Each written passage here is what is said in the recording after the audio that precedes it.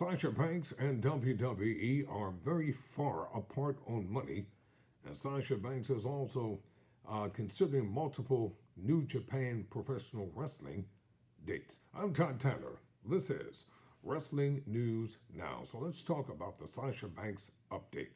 Banks is scheduled to appear at Wrestle Kingdom 17, but will not wrestle on the show. As of right now, Sasha Banks has agreed to terms for multiple dates with New Japan Pro Wrestling, but re-signing with WWE is still a possibility. On Saturday, Dave Meltzer confirmed PWI insiders report that Banks is scheduled to attend Wrestle Kingdom 17 on January 4th, 2023. He also noted that the booking with New Japan Pro Wrestling did not go through WWE. So that might be a major conflict of interest right there, and probably a stall in the contract negotiations as well. You never know. On the latest edition of Wrestling Observer Radio, released early Sunday, Meltzer reported that Banks' WWE contract is set to expire at the end of the year. And the last he had heard, the two sides were far apart on money, while a deal with New Japan Pro Wrestling has not been officially signed. Banks has agreed to terms for multiple dates in 2023 with the promotion.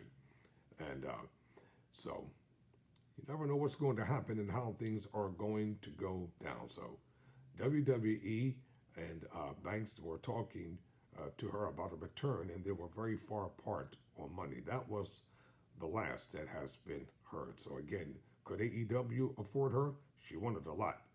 What she was asking for was a very high number for a WWE women wrestler. But again, if you look at the amount of money WWE takes in, she still would have been underpaid. Now, Sasha Banks deserves top dollar.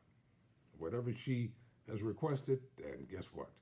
Get the lawyers in the room, sit down, negotiate, and work it out. Meltzer also addressed the possibility that WWE could freeze Banks' contract as a result of her walking out on an episode of Raw in May and having not returned since. Her contract was to expire at the end of the year. However, as it's been seen with so many people in that company, she hasn't worked there, so they can freeze the deal, and they've frozen deals for people who have walked out.